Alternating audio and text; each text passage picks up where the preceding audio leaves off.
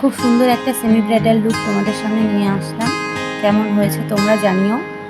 মাঝখানে দাদার নামও লিখে দিয়েছি, কারণ দাদার আশীর্বাদ ছিল। সেই উপলক্ষে বৌদি মেহেন্দি পড়েছে আমার কাছে। সারা রাত মেহেন্দিটা রাখার পর 6 থেকে 7 ঘন্টা পরে মেহেন্দিটা তোলা হচ্ছে। সারা রাত মেহেন্দিটা রাখার পরেও মেহেন্দিটা একটুও ঝরে যায়নি।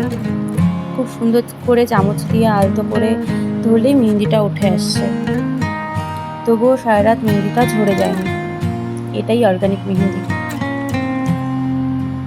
তারপর দেখতেই পাচ্ছ বাইরে বৃষ্টি পড়ছে, এর মধ্যে মেহেন্দি তোলার কাজও চলছে। আর এরপর আমরা এটাতে ইউজ করব একটা আফটার কেয়ার অয়েল, যেটা এইভাবে হাতের মধ্যে নিয়ে খুব সুন্দর করে আলতো করে হাতের মধ্যে ঘষে নিলেই এইভাবে ঘষে নিতে হবে। এরপর আমরা হালকা করে জলও ইউজ করতে পারবো হালকাভাবে এই তেলটা ইউজ করার পর।